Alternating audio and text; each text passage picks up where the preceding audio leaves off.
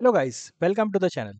सो आपने भी सुना होगा और पढ़ा होगा रिएक्ट जेएस के अंदर जब भी आप कंपोनेंट्स को बनाते हो तो it always starts with capital letter. You will not start with the small letter. So it's a Pascal case convention you have to follow. But what is the mystery behind it? So इस video में हम वही deep में जानेंगे कि ऐसा क्यों होता है कि आपको हमेशा रिएक्ट के कंपोनेंट बनाते वक्त it should start with capital letter means you have to follow the Pascal case convention. Sir आप देख सकते हैं, देखिए मैंने पहला कंपोनेंट बनाया है टेस्ट, जो कि स्टार्ट हो रहा है स्मॉल लेटर से। टेस्ट कंपोनेंट जो कि देखिए कंपाइल्स, ये कंपाइल किस तरीके से कर रहा है, रिएक्ट डॉट क्रिएट एलिमेंट। सो इंटरनली क्या करता है, बेबल जो रहता है, बेबल ट्रांसफॉर्मेशन, वो कन्वर्ट करता है इस ऑब्जेक्ट को, इस कंपोनेंट को इस तरीके से। तो जब भी हम स्मॉल केस से कंपोनेंट को स्टार्ट करते हैं तो it treat as a HTML tag और string. So it will not treat as a valid custom components. तो जब भी, क्योंकि ये ट्रांसपाइलेशन के अंदर ऐसा लॉजिक और ऐसा रूल्स लिखा गया है, देखिए जब भी हमारा कंपोनेंट कैपिटल लेटर से स्टार्ट होता है, जैसे test component, so it compiles as a component means custom component. So देखिए इंटरनल कैसा काम करते हैं, जैसे टेस्ट कंपोनेंट आया तो इट अंडरस्टैंड दैट इससे एचटीएमएल टैग। तो ये आपका कंपोनेंट अंडरस्टैंड नहीं करेगा, तो आपका जो बेबल ट्रांसपाइलेशन है वो फेल हो जाएगा और ये इसको कंपोनेंट अंडरस्टैंड नहीं करेगा, हमको वार्निंग देगा कि it should always your component start with capital letter. So converts, Babel converts into browser understandable format।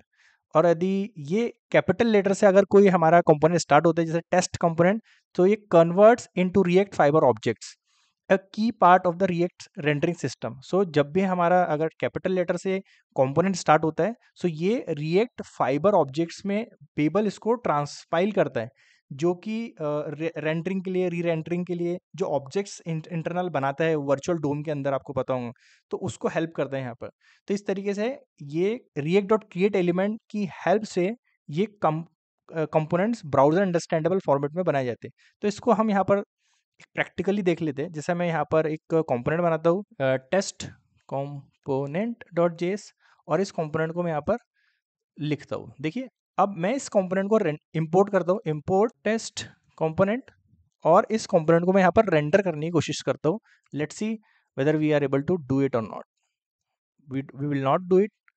So refresh, see you can see warning, test component is using incorrect casing, use pascal case for react components or lower case for html element। तो हमको यहाँ पर differentiate करने का बोल रहा है कि यदि आप html एलिमेंट्स लिख रहे हैं तो आप उसे लोअर केस में लिखिए, और यदि आप कंपोनेंट बनाना चाहते हो जो कि रिएक्ट समझे कि ये कंपोनेंट है, तो इसके लिए पास्कल केस, मतलब देखिए it should start with capital letter and the other words also start with capital letter.